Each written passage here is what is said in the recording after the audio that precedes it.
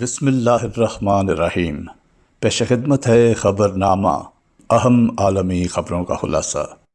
امیر المؤمنین حضرت خلیفۃ المسیح الخامس ایدہ اللہ تعالیٰ بنصرہ العزیز نے مؤرخہ 12 جنوری سن 2024 کو مسجد مبارک اسلام آباد ٹلفرڈ UK میں خطبہ جمعہ میں عالمی جنگ سے بچنے کی دعا کی تحریک فرمائی۔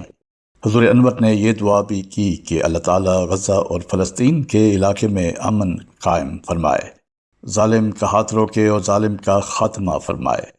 حضور انور نے فرمایا کہ اسرائیل اب لبنان کی سرحد کے ساتھ بھی حزب اللہ کے خلاف محاذ کھول رہا ہے، جس سے حالات مزید خراب ہوں گے۔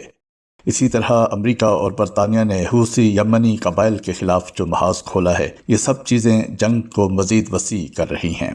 بہت سے لکھنے والے لکھ رہے ہیں کہ اب عالمی جنگ کے آثار بہت قریب نظر آ رہے ہیں، بس بہت زیادہ دعا کی ضرورت ہے۔ اللہ تعالیٰ انسانیت کو عقل اور سمجھ عطا فرمائے، آمین۔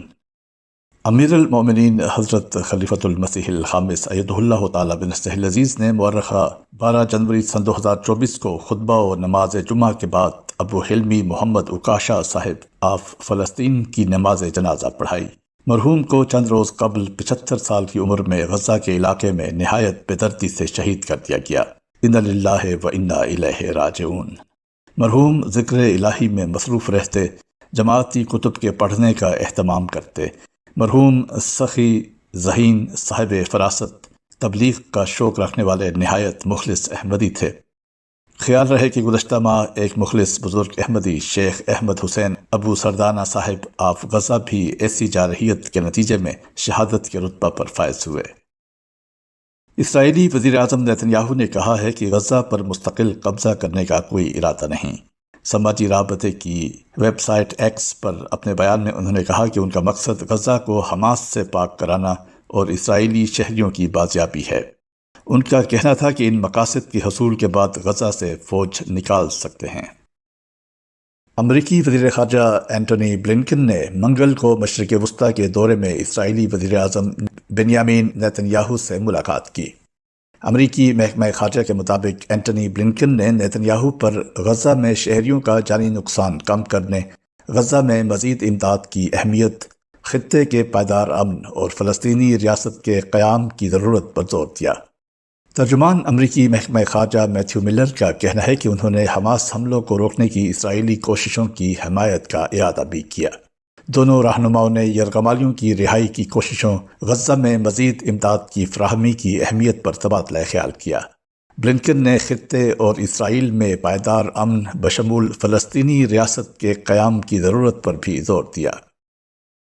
عالمی عدالت انصاف دی ہیگ میں اسرائیل کے خلاف فلسطینیوں کی نسل کشی کے مقدمے کی سماعت جاری ہے۔ اس موقع پر اسرائیل کی جانب سے وکلاء نے دلائل میں غزہ میں فلسطینیوں کی ہلاکتوں کا ذمہ دار حماس کو قرار دیا۔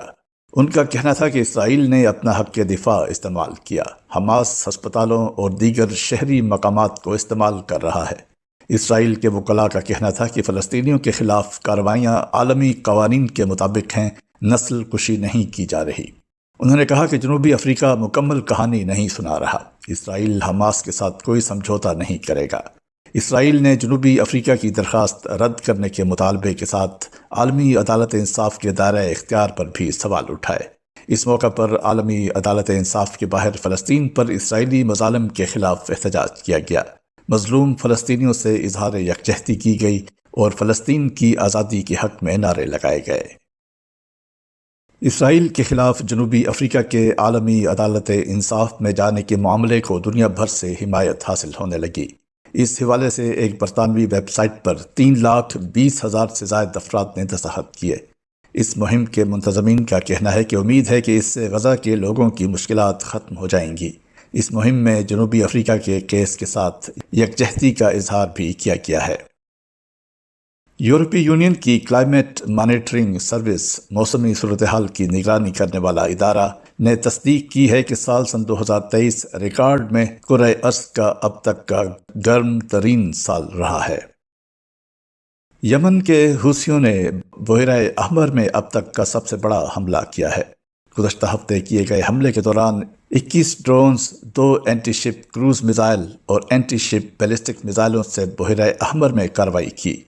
امریکہ اور برطانیہ کی فوج نے شپنگ لائن پر حملہ ناکام بنانے کا دعویٰ کیا ہے۔ حوثی ترجمان کا کہنا ہے کہ حملے میں امریکی جہاز کو نشانہ بنایا۔ غزہ جنگ بندی تک بحیرہ احمر اور بحیرہ عرب میں اسرائیلی بندرگاہوں کی طرف جانے والے بحری جہازوں پر حملے جاری رکھے جائیں گے۔